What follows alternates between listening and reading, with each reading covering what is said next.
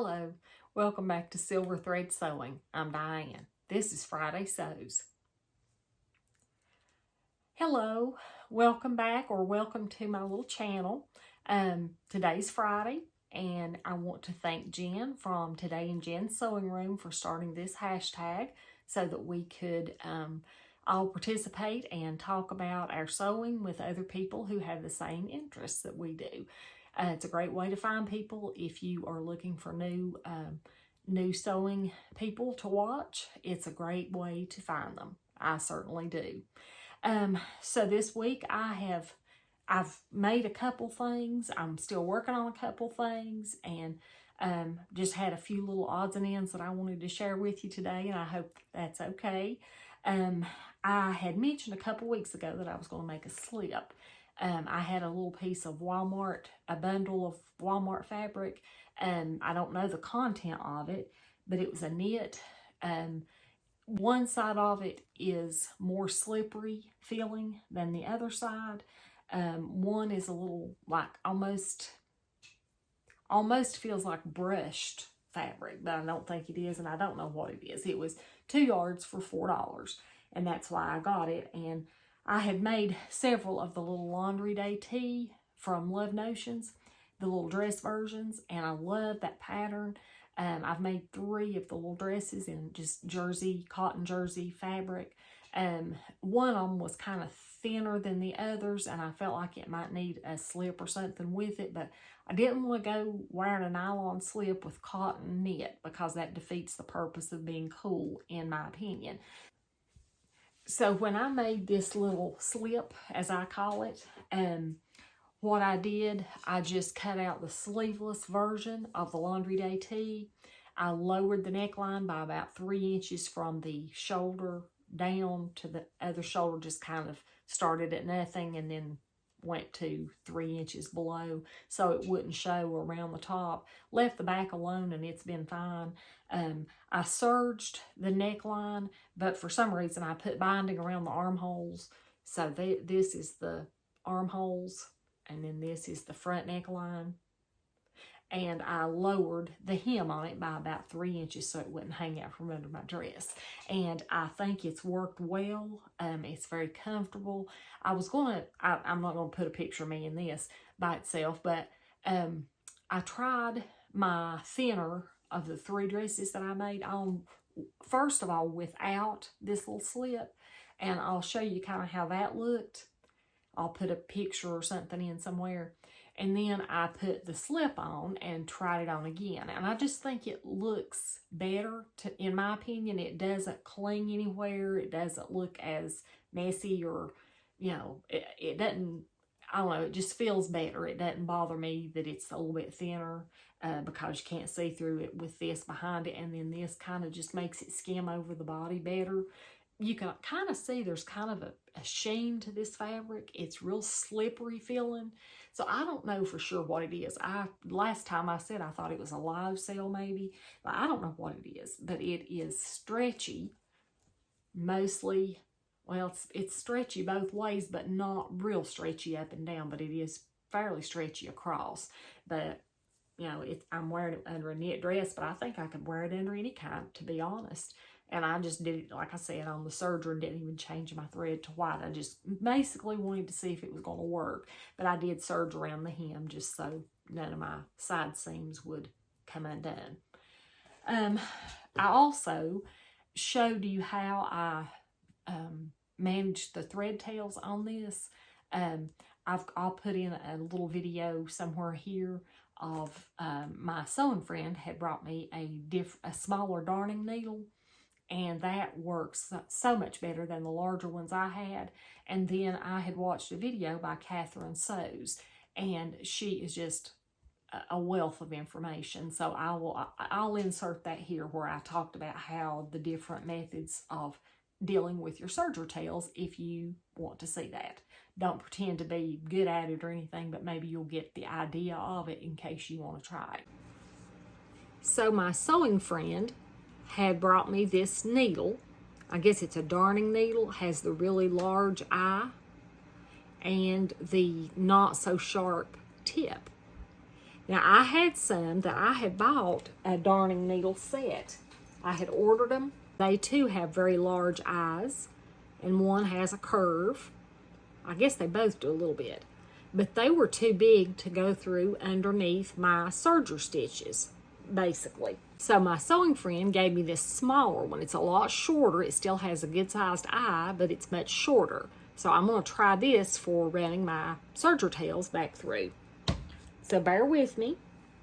She showed me to do it. I had been trying to thread the needle and then run the Serger tails back through, but she said to try it this way, to put the needle through the stitches first, all the way up to the eye,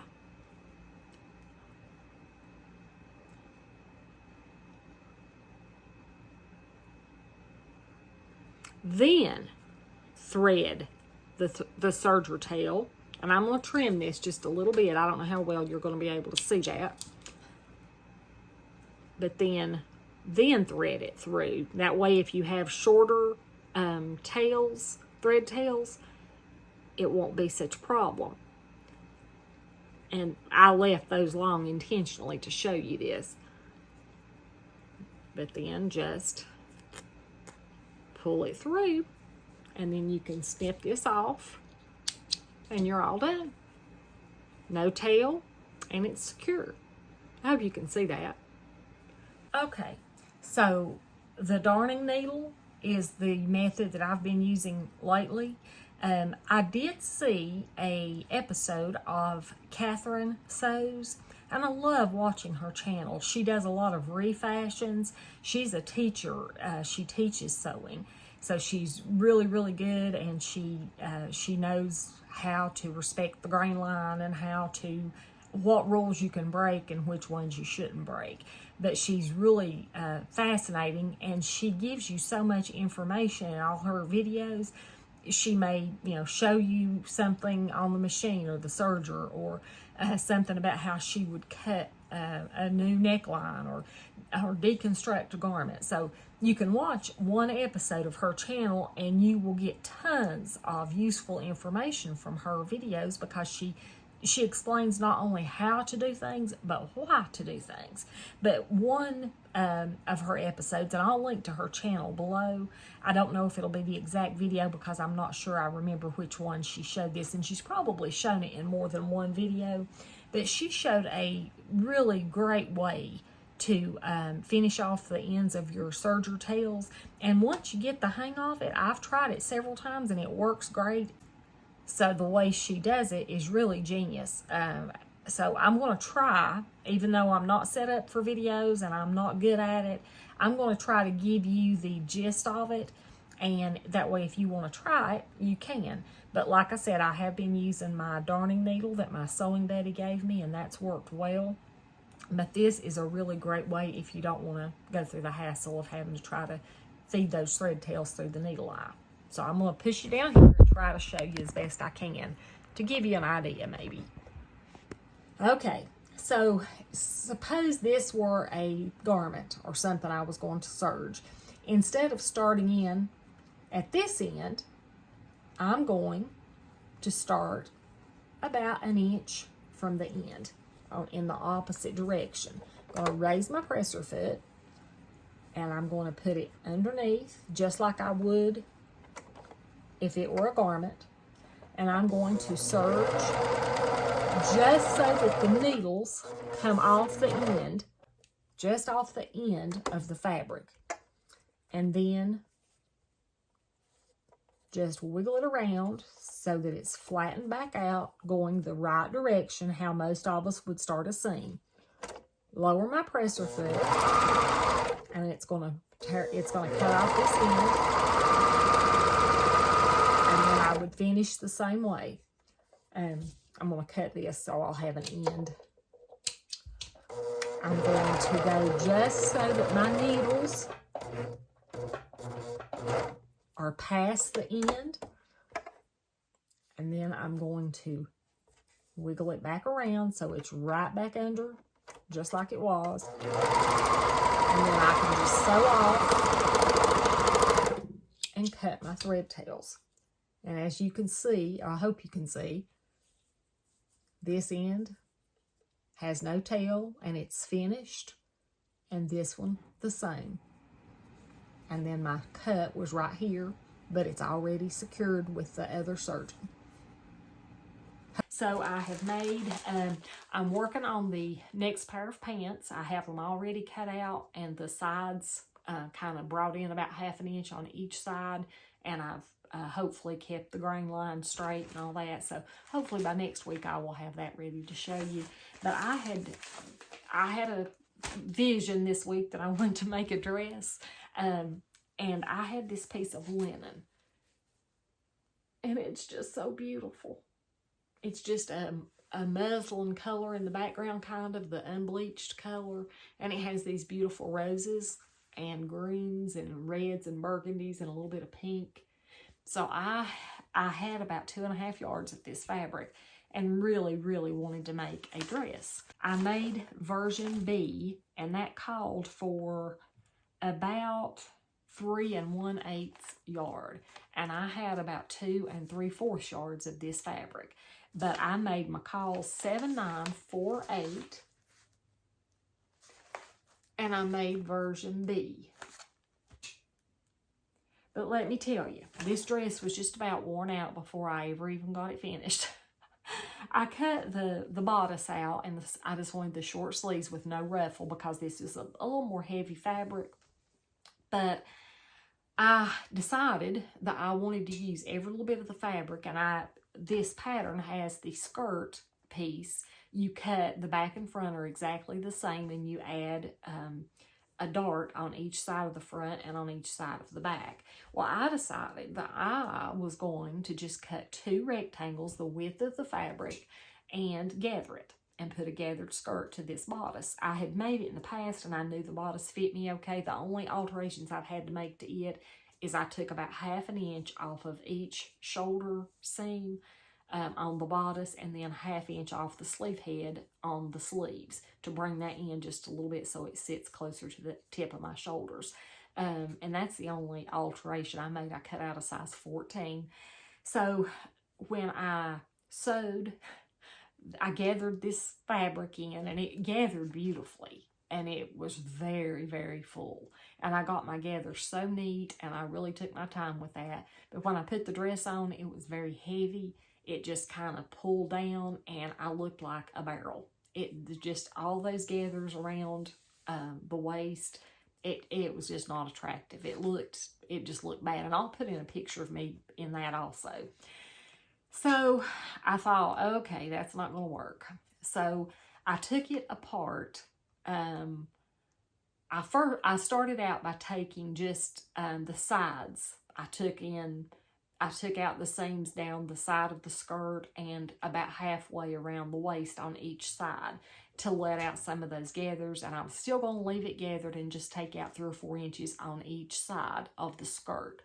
Well, I got that done, and it still didn't look good. It still looked messy, and it didn't look symmetrical, and it just didn't look intentional. It looked like a mess.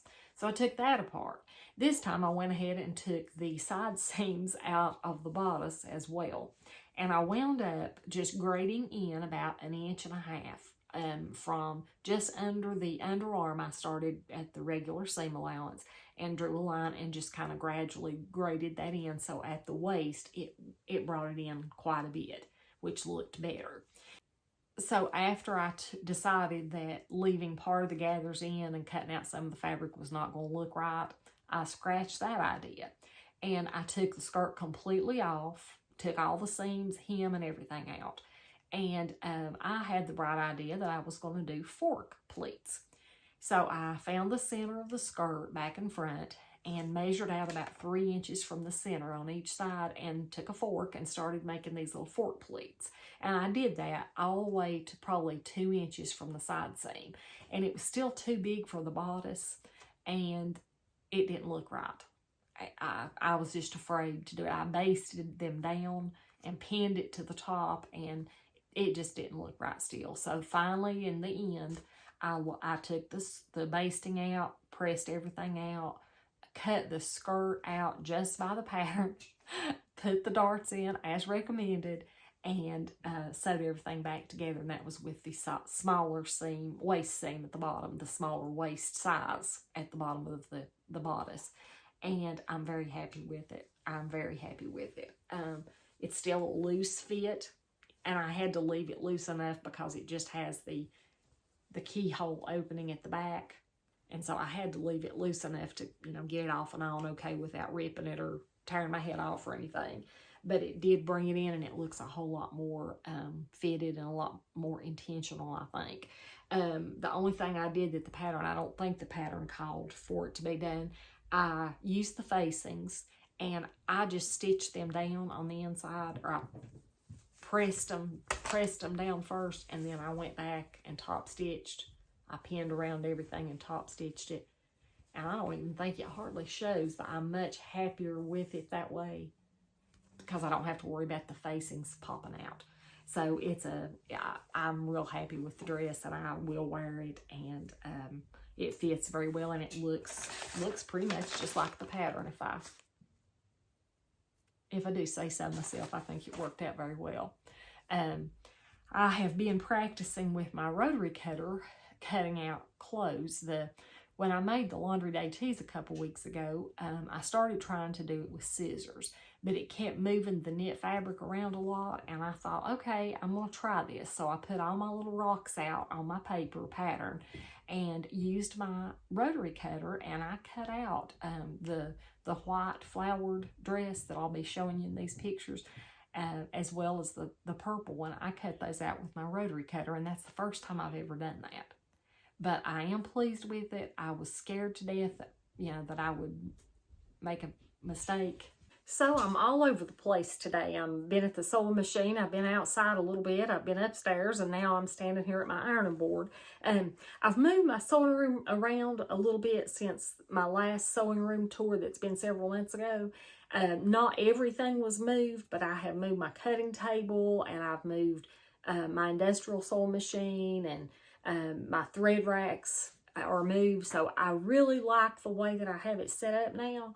And I think when I get it straightened up a little bit and some of the things put away that are out of place, which is most everything, I'll do an updated visit to my sewing room and show you the changes. I think I'm just going to leave it like this. One reason is because I like this configuration better than any I've ever had. Have a little bit more floor space, a little bit more room to move around. And if somebody comes into my sewing room, I seem to have more room. We can have 2 chairs, and anyway, my husband will come down sometimes and sit and talk, or with my sewing friends here, or my daughter or somebody, or my son. They usually venture down here with me. So I'm going to show you how I have moved things around. It's nothing major, but it has made everything a little bit easier. So anyway, I'll do that in a week or two if you're interested. So another thing that I'm working on today, one of my dearest friends, he sings. He sang at Greg and my wedding years ago. He has a beautiful voice, and he does a lot of the outdoor dramas in some of the local things that are going on in his town, and he has to wear costumes, and some of them are period authentic costumes, like the frock coat that I fixed a few weeks or a month ago, or maybe it was 2 months ago. I don't remember. But I fixed his frock coat. He wanted it split down the front so that it would be easier to get off and on. Well, he has this beautiful snow white shirt, if you can see this. And it is beautiful. And I'm terrified because I'm afraid I'm going to get it dirty. So I'm going to put it back in the plastic soon. But the way he wears this, he wears the shirt, and it has a tie. This sash is what I would call it, that goes all around underneath the collar, and the collar kind of stands up, and then he ties it a certain way here in front. So this opening is covered by the tie. But it frustrates him because it kind of gapes here in the front. So he asked me if I could maybe put a button or a snap or something so that he could just close this up and it would stay in place. So it doesn't have much of a seam allowance. And it's kind of just kind of like a V neck is how it looks to me, like this. So my plan, hopefully it works, and if he's watching this, he's probably sweating right now. So I have some snap tape. This has the one part of the snaps, and then this is the other part of the snaps. And they're just plastic, and it's snow white, so it won't show. So my plan is, hopefully, to take this shirt, and I'm going to sew probably I think a man's shirt goes this way usually. I don't know if that matters, but I'm going to put this snap tape, sew it down this opening on one side, and then put the other part of the snap down this side. Now, it will have a little bit of a jog at the bottom, a little bit of a pleat, and I did tell him that because there's no seam allowance and there's nothing I can take out to give myself room. It's such a narrow hem. The reason I'm doing this instead of inserting actual cam snaps or something is because I don't want to poke holes in this. And by stitching it down, that way if it doesn't work for him or he doesn't like it, it's easy to take out. But I'm going to try to fix his shirt with this snap tape. I've never used it before, so cross your fingers. And as quick as that, it's done. I went ahead and put just a little tiny stitch at the bottom to finish it off. Put the snap tape on both sides. And now he'll be able to close this up, hopefully, and put the tie on, and you'll never know it's even happened. So I'm going to starch the collar and press everything, including the sash, and put it back under plastic before I get it dirty. But that's finished, and hopefully I can get that to him this weekend. And yeah, it wasn't hard to do at all. I get my snap tape where I get most of my sewing notions, which is waywack.com, and I will link to them below. And other than that, that's about all I have done this week. I am still working on the pants in the coral color, and I have them narrowed down through the hip and thigh. And so hopefully I'll have those to show you maybe next week. But anyway, I will shut up and let you get on back to watching your favorite Friday Sew People. And I hope you have a great weekend. It's Labor Day weekend here in the U.S., and I don't really have any major plans, but, you know, a lot of people do, and hopefully it will be a pretty weekend. It's been a beautiful day and a fairly pretty week. We've had rain a couple times, but it's not been nearly as humid yesterday and today, so I've been happier.